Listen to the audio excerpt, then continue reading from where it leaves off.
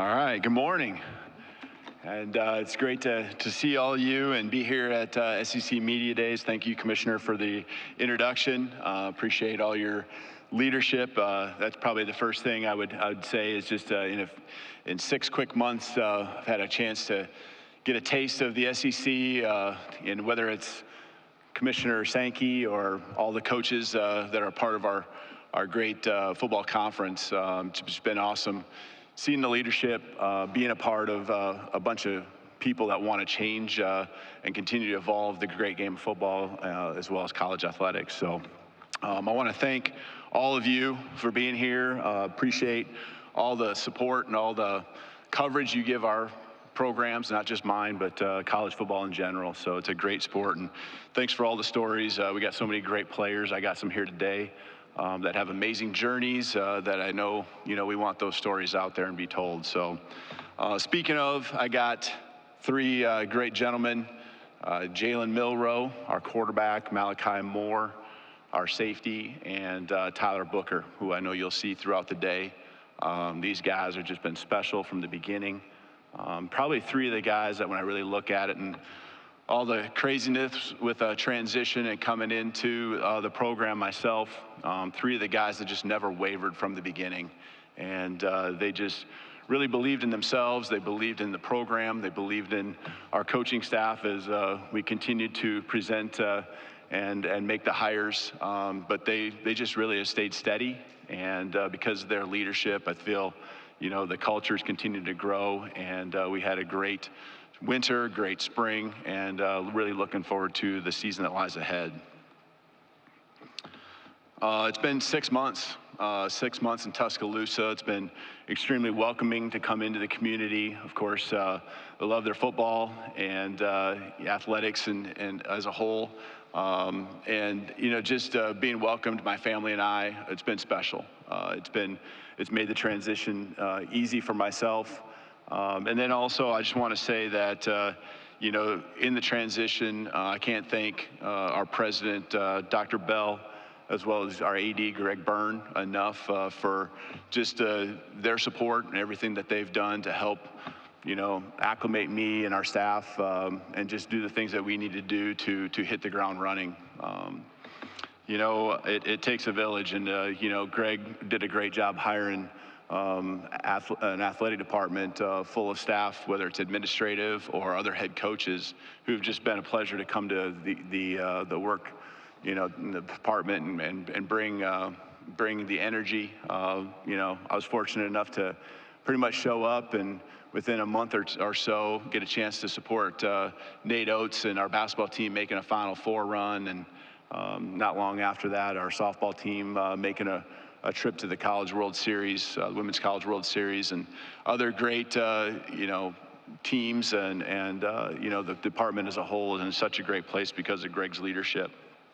When it comes to just our staff, I couldn't be more proud of just how far we've come just in a short amount of time.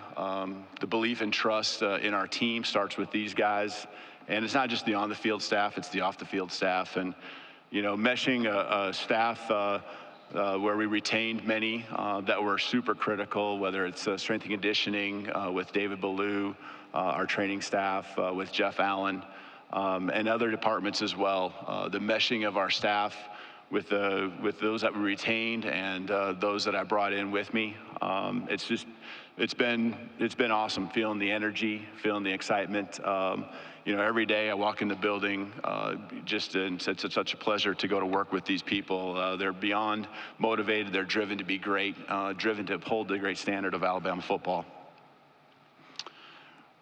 We have a lot of work ahead, and I know when it comes to our team, we had a great spring. I think they felt that as well. We were able to retain pretty much the entire roster. We did lose 2 guys to the portal, but overall, between the winter and the spring, we've picked up 14 and guys that I think they don't just add depth to our program, but they come in and make a difference, and they add to the guys that, have continued to develop and grow within our program.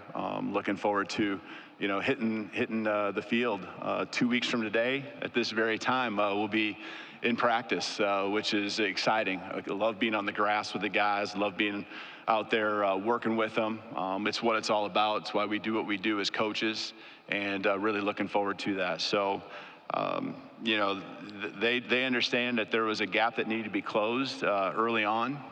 And I say that because anytime you institute and you're incorporating new strategies, whether it's offensively, defensively, special teams, along with just getting to know and building new relationships, there's a gap that you have to close because the programs that are continue to hit the ground running, continuing to kind of add to what they've done in the past because of their familiarity. They're in a place, and now I think we've closed that gap, and now the whole thing is focusing on separating ourselves. And this summer, just the focus, the commitment. I think if you asked our guys what they appreciate about each other right now is that they come in with a competitive mindset every single day, and I can see it. They have high goals and aspirations, but the actions support those goals that they each have. So they do it on the field, they do it off the field. I think they're just well-rounded team, a group of guys, academically even in the spring, a 3.2 GPA. We had over 85. We had 85 of the 123 guys on our team have a 3.0 or higher. It just goes to show the focus and what type of people and players we have in our program. We return, I guess it depends on how you look at it, 5 starters on offense, 5 starters on defense, a couple specialists, and, those guys are going to be certainly counted on. I think, we've brought in some players to help add to, again, not just the depth, but also to build and have an elite level of starters on the football field for us when August 31st comes around. I think their mindset of just going 1-0 and winning the day is something that I preach to them, and they've taken on that challenge. They show up, they put in the extra work. They try to, they understand that everyone's doing the same things. You just got to do it better and do it more often than those that we're going to be competing against throughout the season.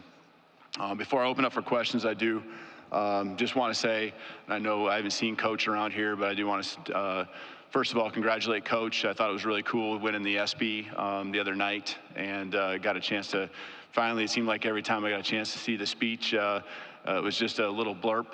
Got to see the whole thing, and just like always, there's something that we've always taken from those speeches, well-deserved with that honor, and then personally, and from, I think, on behalf of everyone with Alabama football and the University of Alabama, we appreciate everything Coach has done to, make this foundation strong to where we can continue to build on it, continue to help, those that are supportive of our program proud, and just appreciate all those years and hard work that's been put into this. And so with that, I'll open up for questions.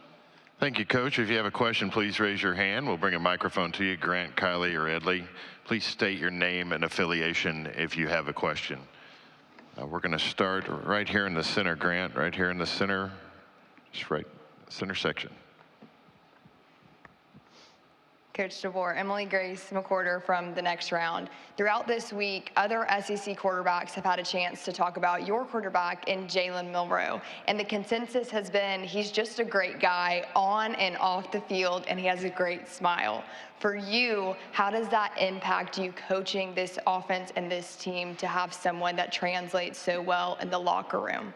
Well, I think that's something that you see with Jaylen, right, is what he is, and I can just look back last week, a moment with our team, and not to get into the details, but him standing up and speaking out, and, positive, but also accountability. And that mix of everything that great leaders do, and building up their teammates, but also just reminding them of what it's going to take for us to reach the goals that we have. He does a great job of balancing that. I think he's grown in a lot of ways when it comes in that area. But then obviously we got to talk about what he does on the football field, and he's got a skill set that is special. He can, with his arm, make you pay, and he can make the throws. And I think he's continued to grow in that area, building confidence in himself. Just tirelessly working with the receiving core, actually all the skill players, to just be on the same page. I think he's continued to expand on his game with the different throws he can make. Down the field, he's been strong. A year ago, he was one of the best in the country with downfield throws. I think he's continued to work on those higher percentage throws that you need to have to move the chains and all of that. But he dives into it, and there's no one that's going to beat him into the football facility from a player's vantage point. He's there 4:30, 5 o'clock for sure, every single day. And I know there's guys that have tried to beat him into the facility and they can't. But when he's there, it isn't just punching in the clock. He's done a great job, being efficient, doing everything he can, whether it's mentally, physically, to be ready for this fall. Coach, we're going to go over to our right-hand side. Over to the right. Over here. Shahan J. Roger from CBS Sports. How you doing, Coach? I'm good, thank you. So you brought a player here in Malachi Moore who has been kind of through everything since being on campus since 2020. How do you benefit from having this group of leaders that have been at Alabama, and how do you integrate some of the guys, for example, that you brought from Washington who know what you do? Yeah, guys like Malachi, Jaylen, Book, these guys are all guys that, of course, can get here today. But, they all understand, and Malachi, since you specifically brought up him, they understand what it's looked like. They understand what it takes. And it isn't just what it looks like and it needs to be done in the fall. This is the time where you build your team. And that work that they're putting in each and every day, a guy like Malachi is front and center. And I guess, I just think about, Malachi and very similar to Jaylen. They love the game. They love the work that is associated with the game. And he brings a smile to it. He's determined. He's a beast on the football field, and he'll hit you with everything he's got. And he's helping grow a secondary around him that's got some youth, and he's taken that and put it on his shoulders, and I think he's excited about that. He knows he's one of the faces of the program, and takes that responsibility in a strong way. But I think when you look at just people in general and how it all comes together with different transfers coming from different places, obviously you look at the talent, right? But we have great kids, I shouldn't call them kids, great young men that have come into our program, and you alluded to the Washington players, the 4 of them that have come in. These are just standouts, not just on the football field, but just high-end character guys. They knew that they had to adapt to the things that Alabama represents and the football program, and I think I couldn't be more, because I did have a relationship with them, obviously, before coming here. I couldn't be more proud of the way they've approached everything, and now stepping up as leaders themselves. Coach, we'll go in the section right in front of me on the far out. Good morning, Coach. Stephen Smith of Touchdown Alabama. You talked about Malachi Moore, but for Deontay Lawson, other guys that are in-state players from the state of Alabama, what did they teach you and show you when you first arrived about the standard and what it means to play to that and even coach to it?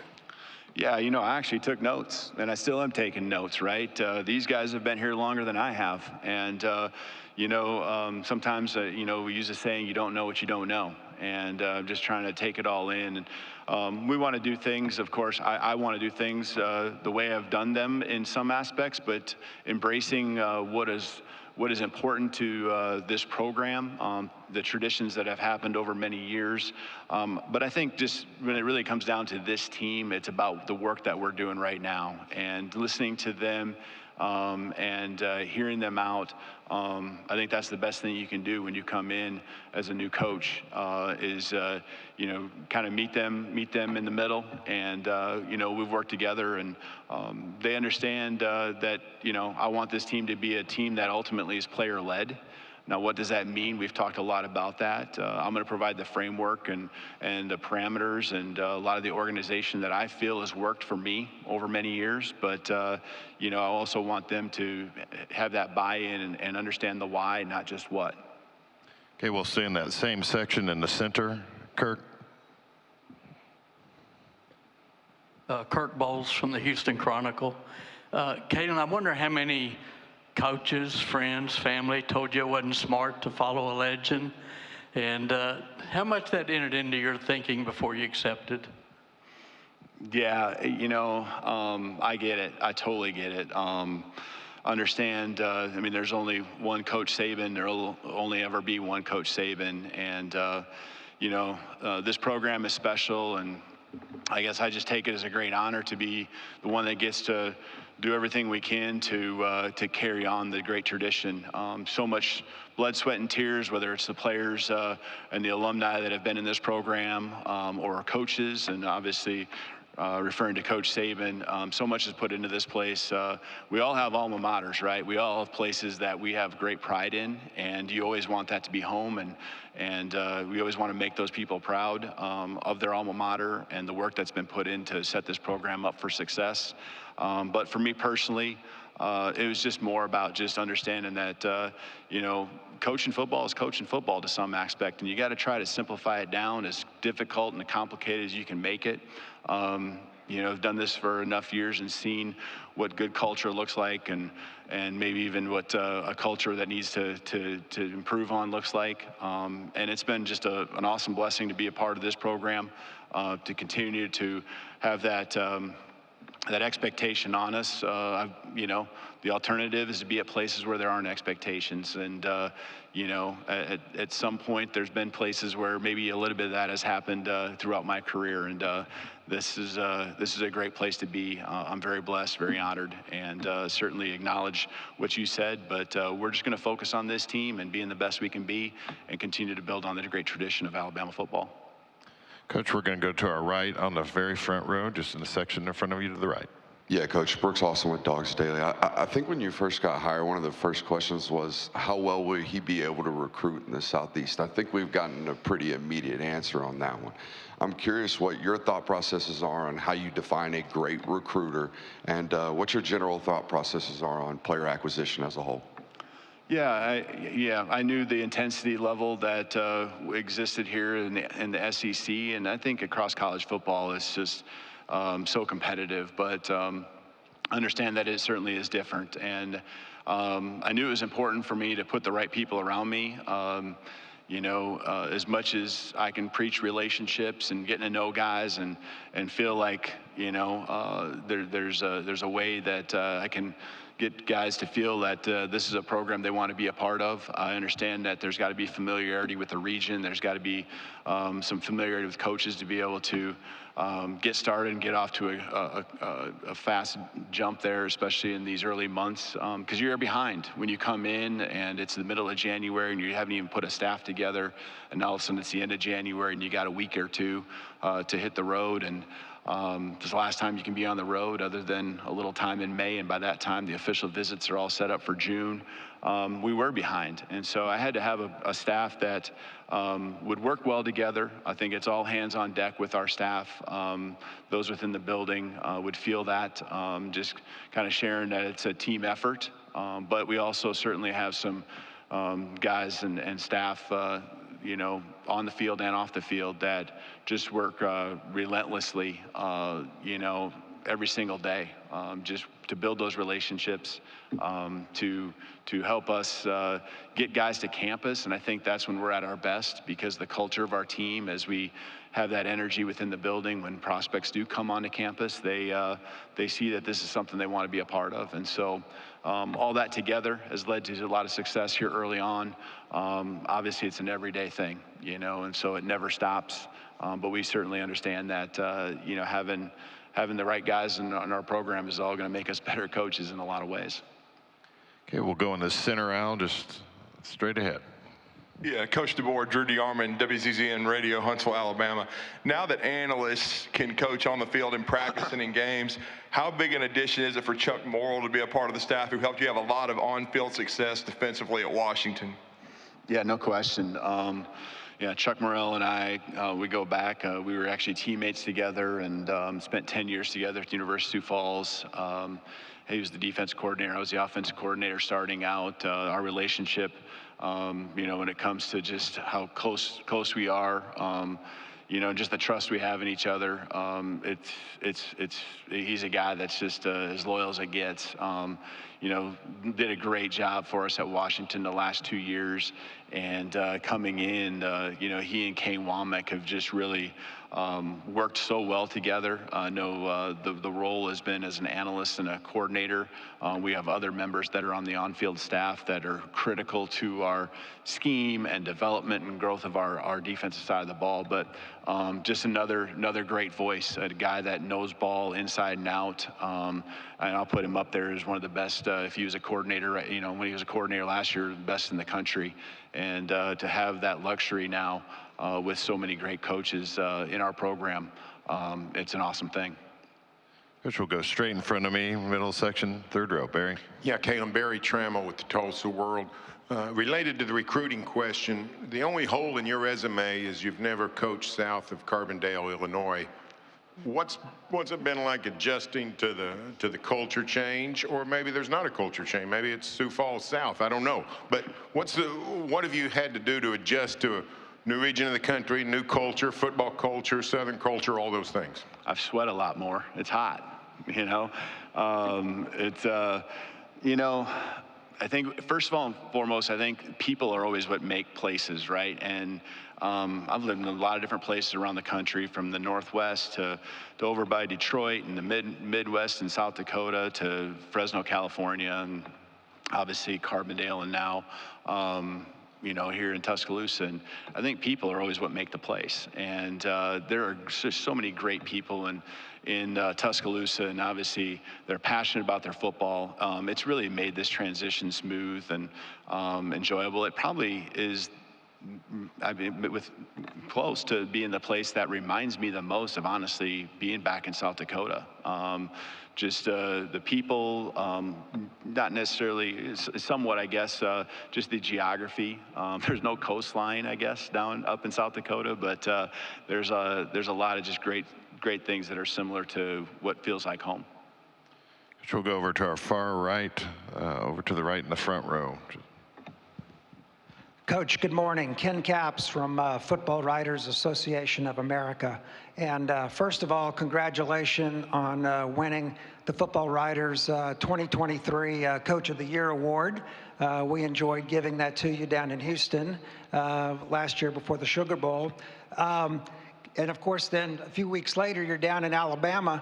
In the last 6 months, what has surprised you about going to Alabama and Tuscaloosa, and anything that you didn't anticipate that you've seen since you've been down there? I think I should never be surprised at the things that great programs do and have, and the culture that exists. But what really has been awesome to see, and again, this isn't necessarily a surprise, but it's been awesome just to see our guys be completely 100% focused on the main things, and their chemistry and their trust and belief is one thing, but I think, and the accountability as well, but I think that the way they respect each other, you could see it in spring ball. And as much as I try to do a great job of laying out the tempos of practice and how we need to be aggressive and play the game the way it needs to be played, but also, hey, we got to protect each other. We need each other. I know I needed to say those things. I wanted to say those things, and it's important to me. But I think they understood that. And that's, again, a credit to Coach Saban and everyone that's coached in the program before, and the culture that existed even before I got here. But these guys, they know they need each other to reach the goals that we have as a program. And then I think they also really respect the goals that they have each individually of, whether it's being the greatest college football player you can be, or, moving on and putting yourself in a good spot to move on to the NFL. And so, again, not a surprise, but something that just I have a lot of appreciation for. And it was an awesome spring. And I really think that all 15 practices, we maximized and got the most out of all 15 of those from start to finish. We have time for a couple more. We'll start over here in front of you to the right, in middle section. Coach, Rob Brown, SEC Sidelines Sports Network in Memphis. First off, I'll say we've hunted for years in Chamberlain and Iroquois and Kimball, South Dakota. Every one of those people up there were SEC. They knew the SEC very well. They love college football. How much is your background in D2, D3, driving the bus and doing everything from the ground up? The guy you're replacing, Nick Saban, talks so fondly about the work ethic he learned up in Monongahela, West Virginia with his dad. Talk about who you are and how that made you what you are. Yeah, I love how the stories get better and better of all the responsibilities I had. I did not drive the bus, but you know, that's what the stories and the legends will be down the road, right? And so I think I know this. I would not trade my journey for anything. It gives me an appreciation for where I'm at. It gives me an appreciation for the people I have around me and all the jobs that they have, because you know, there was a time where you weren't driving I wasn't driving the bus, but I was, you know, working with equipment and doing things in the locker room, you know, pretty much a GA, an offensive coordinator, and a head coach all at the same time. And so I think there's again, just an appreciation I have for everyone when you have the support systems that you have at this level. You know, and I understand their roles and how important and valuable they are and making them feel a part of it. And, you know, it allows me to really focus on the things I really love to do, and that's build these relationships with these guys and you know, dive into the football and coach these guys up and help them be the best they can be. And there's just a little bit more in those areas that I get to focus on. So yeah, it's a work ethic related thing as well, but it's an appreciation piece as much as anything. We'll take one final question in the section in front of me on the aisle. Connor O'Gara, Saturday Down South. Kalen, I think it's pretty well documented how different you and Nick are, but what's the area that you think that you two are the most similar? Yeah, I mean, I think I've heard it from our guys.